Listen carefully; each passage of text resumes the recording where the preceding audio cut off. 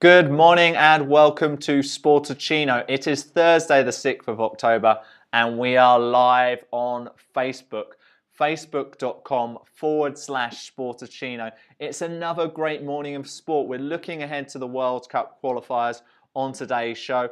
Will Bonucci of Juventus be joining Chelsea in January? We'll be discussing that. And we're also going to look ahead to Sunday's massive WWE Pay-per-view No Mercy. If you've got any opinions on any of that or any of the top stories in sport, you're in the right place, because all you've got to do is put a comment below on the Facebook page. Also, send us a tweet on Twitter, #Sportuccino. Our address is @Sportuccino, obviously.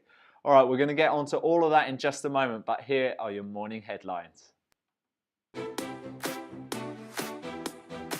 Two of the biggest teams in international football go head-to-head as Italy face Spain in a World Cup qualifier. In Group D, Wales travel to Austria. Rangers midfielder Joey Barton has been charged by the Scottish Football Association for breaking gambling rules. And Olympic champion Justin Rose will take 2 months off golf to recover from a back injury. So, could Leonardo Bonucci be joining Chelsea? That's what the newspapers are saying today. Would he be a good fit?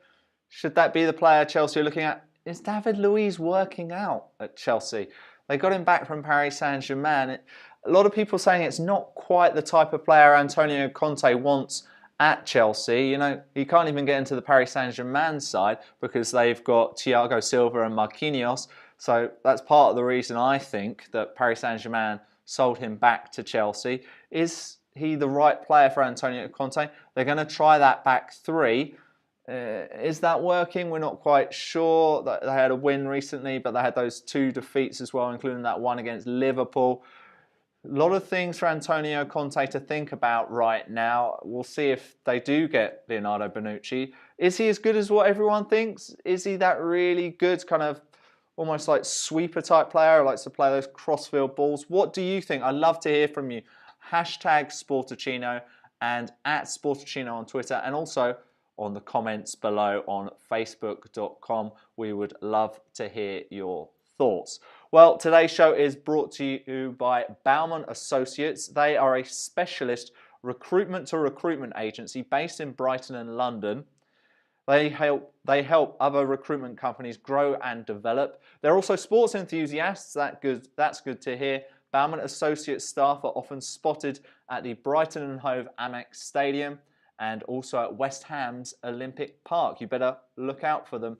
Their website is balmontassociates.com. And thank you very much to them for sponsoring today's Sportuccino. If you would like to sponsor the show, it's really easy. All you've got to do is send us an email, sportsdesk@sportuccino.com. We would love to get you involved on the show. All right, I mentioned Twitter.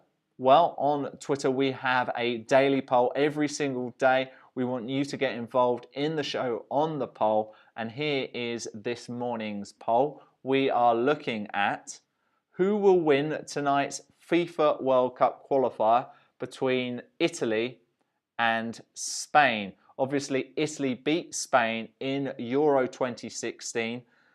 That was back in, well, June, July in the summer. But both teams have changed their manager. As we mentioned, Antonio Conte is now at Chelsea, and so they got Ventura, and also Spain have got rid of Del Bosque. So it's all changed for both teams, Italy and Spain, in this World Cup qualifier tonight. So who do you think are going to win?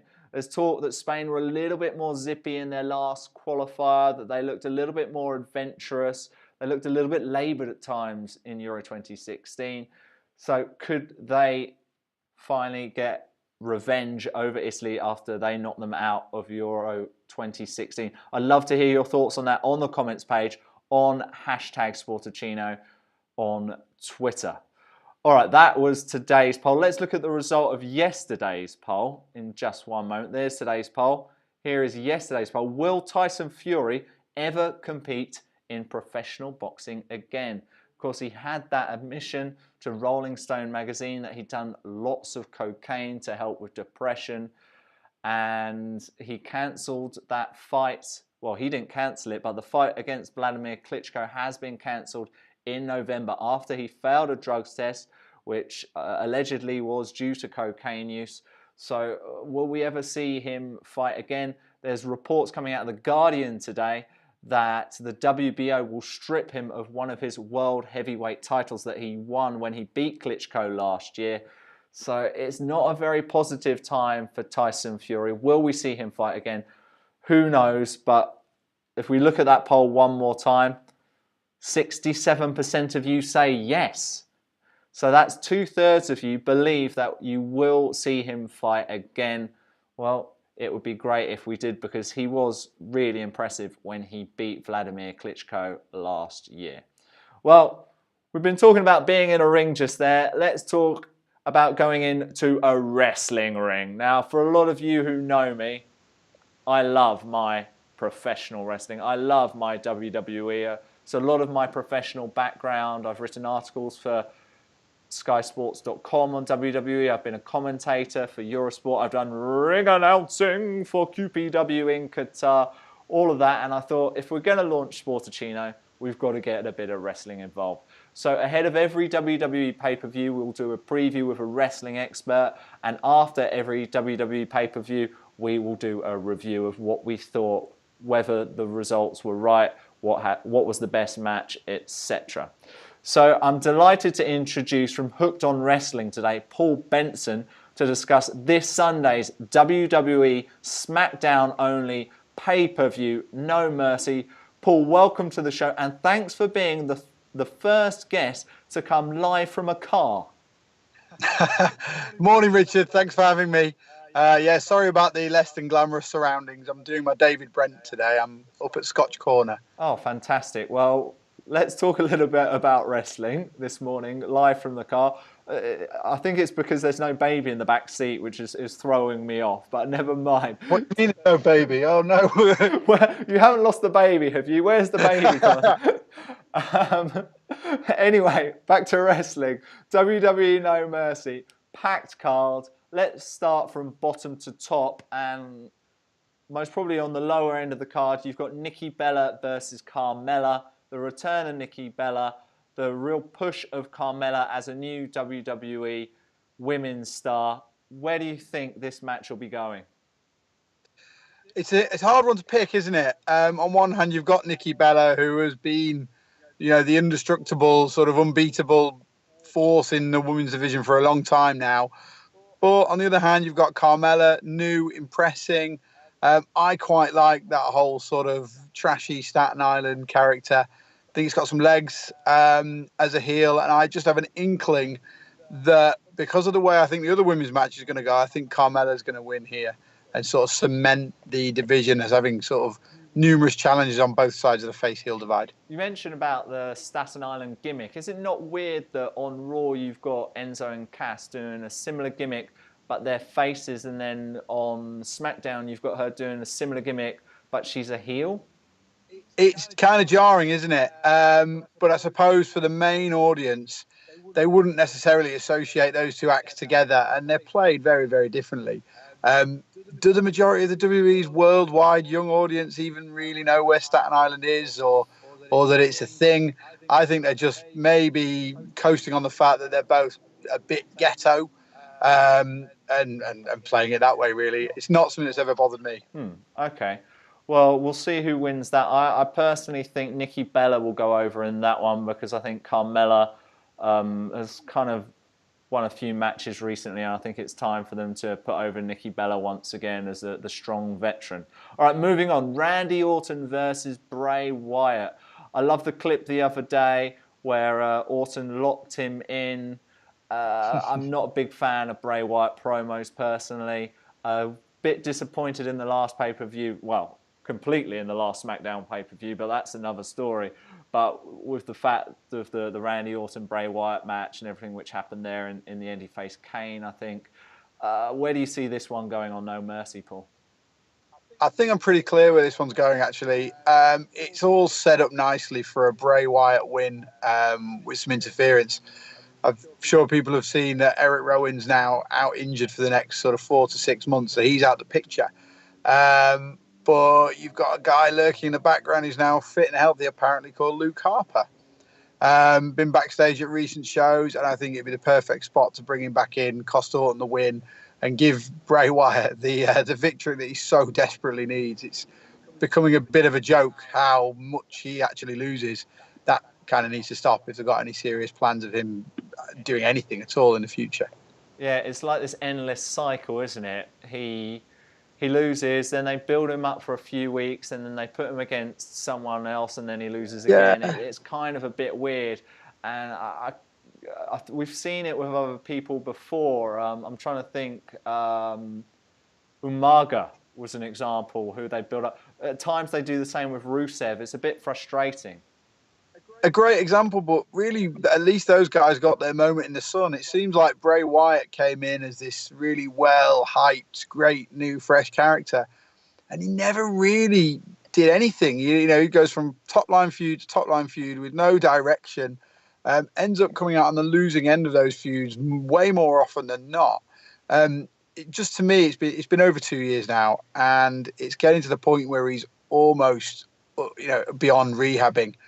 They really are in last chance saloon with him, and if Orton goes over comfortably in this feud again, then where does he go? Where does he go from there? People are losing have lost all faith in Wyatt, and if they want to build it up, now's the time. Exactly. All right, let's move into the tag team division. The SmackDown tag team titles are on the line. Heath, Slater and Rhino. One of the weirdest combinations in recent memory in WWE against the Usos.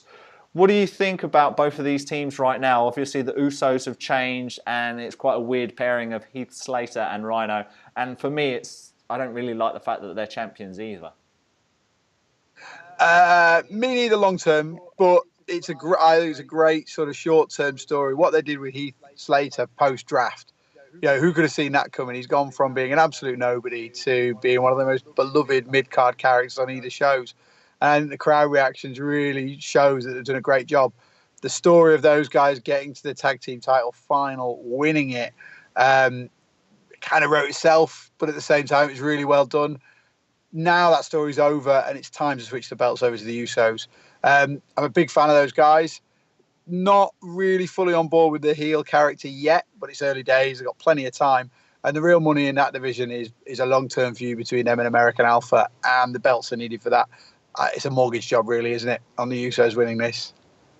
Yeah, I think so too, and I really like American Alpha as well. I thought some of their matches against the Revival in NXT were unbelievable, and I was really disappointed when Shelton Benjamin got injured, because I thought that is a ready-made feud, Shelton Benjamin versus American Alpha. I would have loved them to have got Charlie Haas back as well. You could have a match there. Then you've got all these rumours about Angle potentially signing a deal. There's so much to play with there. Perhaps we could be looking at something like that down the line. Absolutely. And don't discount Hassan Benjamin coming back yet. We saw the Headbangers a few weeks ago. Who would have seen that one coming? So, I agree. The American Alpha are the best thing going in the tag team division by far for me. I went to see NXT in Sheffield back in last year, October, I think. And seeing those guys in person for the first time was just something else. Some of the moves they did was so crisp. The charisma that they had in the ring was way beyond anybody else on the show, in my opinion. It's just a matter of time before they become huge stars. We're getting off topic a bit here, but I really hope that we have the discipline to keep those guys together long term, rather than seeing this breakout star, seeing the Shawn Michaels or Bret Hart and pulling them apart way too soon. We'll see. Yeah, I like it when teams have a bit of longevity. Like, while I think Seth Rollins has done really well, Dean Ambrose has made the most of what he's been doing, and Roman Reigns is a controversial star right now because I think people think he was pushed too much, but I personally think he's quite good, but it's not really quite gone the way the WWE want. I was really disappointed when the Shield broke up. Sometimes you want teams just to be together a little bit longer, a bit like New Day. I hope they're together a little bit longer, because I think people like to remember teams for quite a while. Like everyone remembers the Hart Foundation and Legion of Doom, and all because they were together for a long time. And like you say, I hope they keep American Alpha together for a while. All right, let's move on to the women's title match. Becky Lynch versus Alexa Bliss. What are your thoughts on this match, Paul? To be honest, this is the one on the card that I am most on the fence with, really. I'm leaning towards Becky Lynch. She's just got the belt. I think she deserves a run. I think she's very popular. But on the other hand, I think Alexa Bliss has really caught on well, especially sort of tweaking that character to become a little bit more sinister, evil, if you will. And maybe that could do with a leg up by getting the win here. Either way, I see these guys going back and forth. This isn't the end of the story between those two. I think it's going to run for a good few months. I'm leaning towards Becky Lynch purely on the basis of she's brand new as champion. She could do it another couple of months to establish the belt. That's the only criteria I've got, though. It's dead even apart from that for me. Yeah, I think it's too early for me for Alexa Bliss to go over. I think they want to make Becky Lynch be a champion for a little bit longer. I'm not a big fan of the SmackDown women's division right now. I much prefer to watch the ladies on Raw of Sasha and Charlotte and Bayley, because I think all three of them are absolutely amazing in ring. Now, career versus Intercontinental title, The Miz versus Dolph Ziggler. Dolph Ziggler had some fun with the Spirit Squad. Well, not so much fun as he attacked them, and then Miz gave him a skull-crushing finale. What are your thoughts on how this feud has been built up? I think it's the best work certainly Dolph Ziggler's done in a couple of years. I think he's come out just at the right point of credibility. His career has been floundering. They've brought that to the fore and brought real emotions into it, which I think is fantastic. The Miz has played his part well. He is the cocksure heel.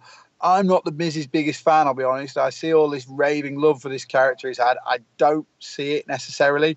But that said, he's a great foil for emotional, desperate Dolph. Dolph has to win the title. I don't think he's going anywhere, and I'm not a big fan of the loopholes. Miz has had that belt since WrestleMania, or day after. So I think, yeah, now's the time. Give it to Dolph, and hopefully that kickstarts his career again, back up to the main event.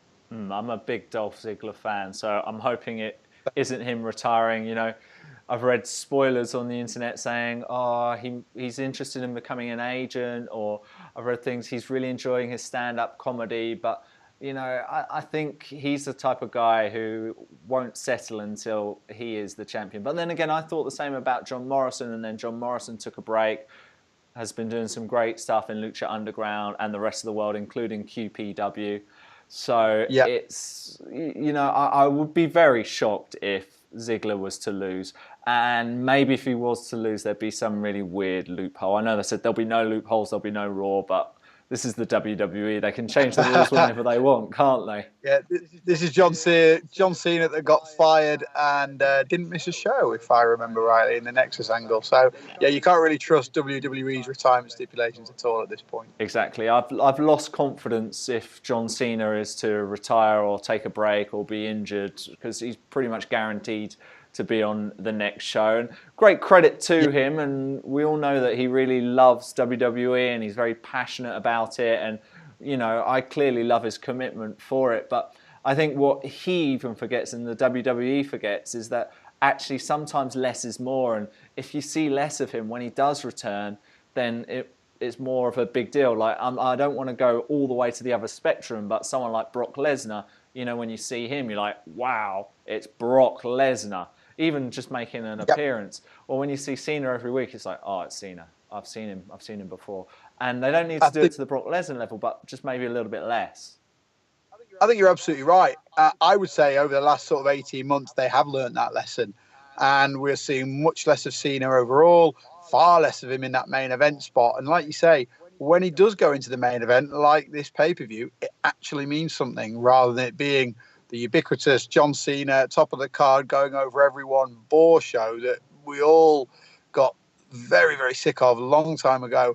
The new direction he's taken means that character, the sort of credibility he's built up over the last 10 or 12 years, is now finally being used, both in terms of being able to get the fans on board. They like seeing him now, and also passing it on and making other guys credible. AJ Styles being the perfect example.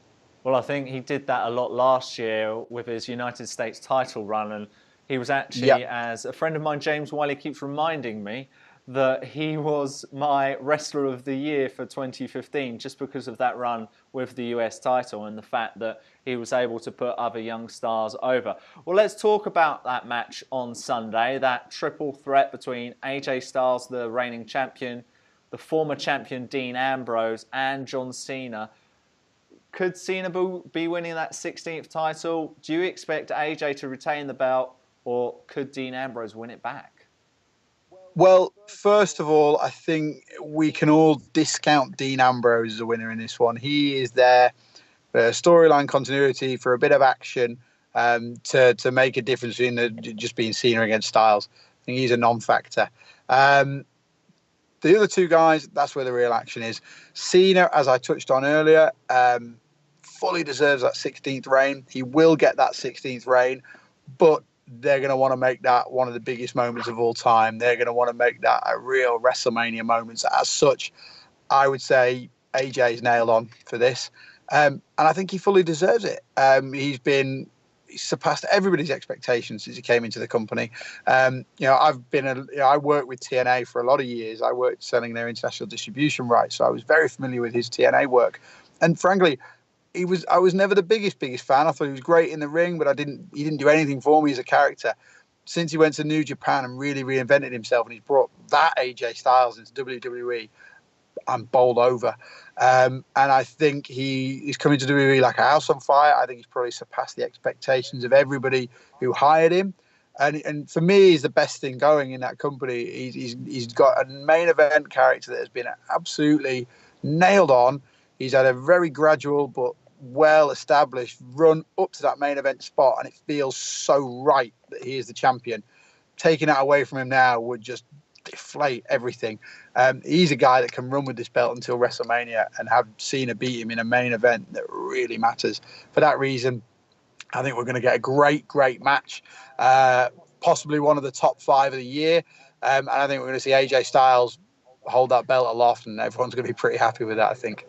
Yeah, I was concerned when he moved to SmackDown and he was split from the club, Gallows and Anderson, that he wouldn't be able to keep that character over and that it would still be going well. But I think he's been able to do that. Paul, it's been really great to get your thoughts on WWE No Mercy. It's live this Sunday on the WWE Network. I will be watching and we'll be reviewing it on Tuesday with Ash Rose on Sportuccino. Paul, just before you go, maybe give our viewers some information about Hooked on Wrestling and how they can follow you and keep up to date with all of your thoughts on wrestling. Absolutely, Richard. Well, thanks for having me, first of all. Hooked on Wrestling, for those of you who don't know us, we run pay-per-view parties around the UK for the WWE's Big 3 shows. So we do WrestleMania, we do SummerSlam, and Royal Rumble's up next in January. Like I say, we work with various bars up and down the country. So if you want to get more information about that and come to the best pay-per-view parties in the UK, where we really see you guys have been to them, hundreds of wrestling fans shouting, screaming, having a few beers and really enjoying themselves, check out Hooked on Wrestling on Facebook. I think you can find us under Hooked on Wrestling or Hooked on Events if you search on Facebook. On Twitter, you can find us under HO_wrestling. Keep up to date with those and you'll be sure to know when our parties are in your area. Well, Paul, we'll put all of those details on the description pages on Sportuccino.com, on the YouTube page, and on Facebook after the show. Paul Benson of Hooked on Wrestling, thank you so much for your time today. Thanks, Richard. Best of luck. It was great to hear from Paul just there. He gave us so much information about Hooked on Wrestling, and we've got so many different things on Sportuccino, including on our website, Sportuccino.com. Take a look at this.